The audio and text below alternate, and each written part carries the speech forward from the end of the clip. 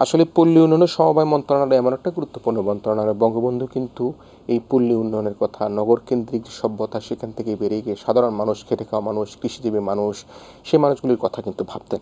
তো আমরা এই যে আপনার অধীনে যে পরিচালিত হচ্ছে সমবায় ব্যাংক, মিলভিটা, পল্লী উন্নয়ন একাডেমি, এই যে আপনি নদী ভাঙ্গন এলাকায় পদ্মার পাড়ে থাকেন, সব কিছু মিলিয়ে আমরা আলোচনাটা করতে চাই এবং সে কারণে প্রথম যেটি আলোচনা করব সেটি হচ্ছে আসলে সমবায় ব্যাংক নিয়ে একটু কথা বলতে চাই।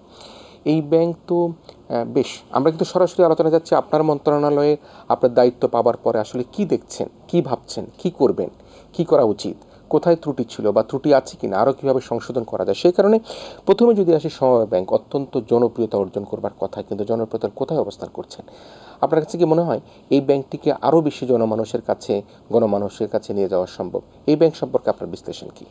ধন্যবাদ আপনাকে কিরণ ভাই, দীর্ঘদিন পরে আসলে আপনি ঠিকই বলেছেন।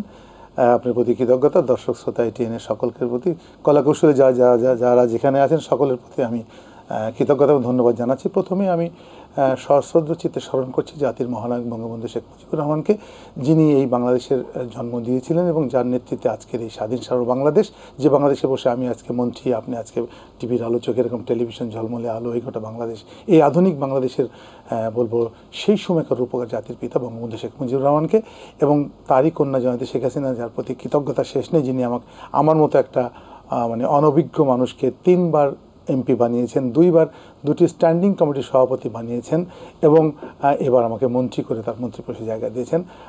হাজারো কৃতজ্ঞতা এবং কি বলবো, তার প্রতি কৃতজ্ঞতার কোনো শেষ নেই এবং আমি ওনার দীর্ঘায়ু কামনা করছি। আল্লাহ যেন ওনাকে সুস্থ রেখে বাংলাদেশের ঠিক এইভাবে সেবা করার তৌফিক আল্লাহ দান করেন। এবার আমি আসি, আপনি আমার বাবার প্রসঙ্গে, আমার বাবা মরহুম কাজী আব্দুল আওয়াল, উনি প্রতিষ্ঠিত থানা আওয়ামী লীগের সভাপতি আমার উপজেলার, এবং উনি বঙ্গবন্ধুর সেই সময়কার নিবেদিত একজন কর্মী। সেই 60-এর দশক থেকে উনি তার নিবেদিত কর্মী ছিলেন এবং রাজনৈতিক পরিবারে বেড়ে ওঠা ওনারও। আমাদের হয়তো জেলা এবং লোকাল পলিটিক্সে আমরা করতাম, আমরা ওই রাজনৈতিক পরিবার, আবহাওয়ার বর্ধিষ্ণ পরিবারের মধ্যে মানুষরা, উনিও ঠিক তদ্রূপ ছিলেন। উনি জনগণের কল্যাণে কাজ করেছেন, স্কুল, মসজিদ, মাদ্রাসা সেই সময়কার, এবং বঙ্গবন্ধুর একনিষ্ঠ একজন কর্মী ছিলেন জীবনের শেষ দিন পর্যন্ত। সেই সূত্র ধরে জাতির জনকের কন্যা জয়ন্তী শেখ হাসিনার একজন নিবেদিত কর্মী হিসাবে উনি ওনার জীবন অবসান করেছেন।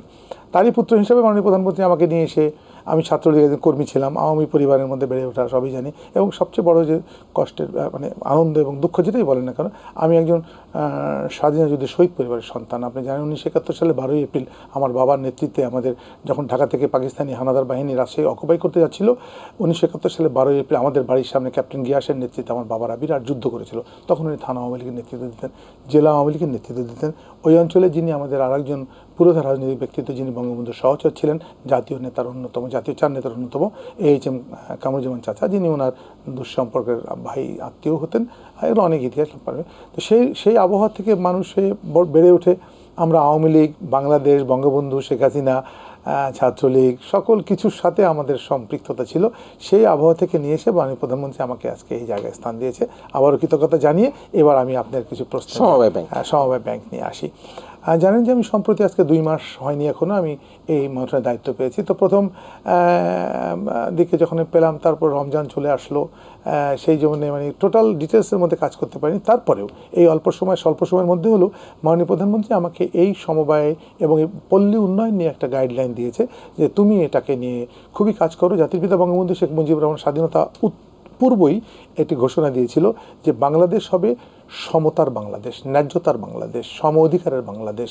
এখানে নারী পুরুষ সমানভাবে সমান অধিকার ভোগ করবে, ধর্ম বর্ণ নির্বিশেষে, এবং বাংলাদেশটা একটি সমবায় ভিত্তিক কৃষি ব্যবস্থা, সমবায় ভিত্তিক একটি বাংলাদেশ হবে যেখানে সকলের অধিকার সমান থাকবে। তো তুমি সমবায়টা নিয়ে খুব কাজ করো এবং সমবায় কৃষিটা নিয়ে কাজ করো, যেটি বঙ্গবন্ধু খুবই, আপনার মনে আছে নিশ্চয়ই, বঙ্গবন্ধু তার বিভিন্ন বক্তব্য ইদানিং আমি দেখতে পাই। একসময় তো বঙ্গবন্ধুকে 1975 সালের 15ই আগস্ট নির্মমভাবে পরিবার সহ যারা হত্যা করেছিল, সেই হত্যাকারীর যারা সুফল পেয়েছিল, তারা কিন্তু এই দেশটা গ্রহণ করার পরে, দেশটার দায়িত্বভার নেওয়ার পরে, রাষ্ট্র ক্ষমতা দখল করার পরে চক্রান্ত করে বঙ্গবন্ধুর টোটাল দর্শনটাকে, যে দর্শন দিয়ে বঙ্গবন্ধু বাংলাদেশকে অতি দ্রুততম সময়ের মধ্যে একটা আধুনিক, একটি উন্নত বাংলাদেশ করতে চেয়েছিল, প্রথম 5 শালা পরিকল্পনা বাস্তবায়ন করতে তারা দিল না।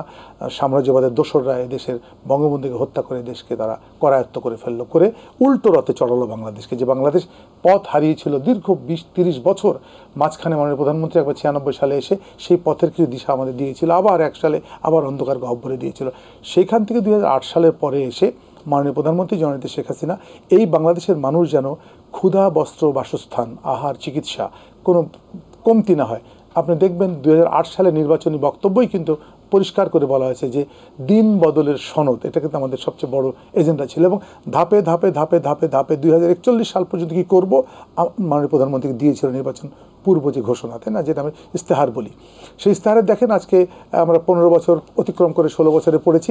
দেখবেন এই 15 বছরের মধ্যে যেটা বলা হয়েছিল যে আমরা অমুক সালের মধ্যে, আমরা 26 সালের মধ্যে আমরা মধ্যম আয়ের দেশ হব, ইতিমধ্যেই অনেক জায়গায় ঘোষিত হয়ে গেছে, বরং আমরাই সেটাকে স্বীকৃতি পেয়ে গেছি আমরা, কিন্তু হয়তো 26 সাল থেকে আমরা একদম সেখানে পদার্পণ আমাদের করতেই হবে।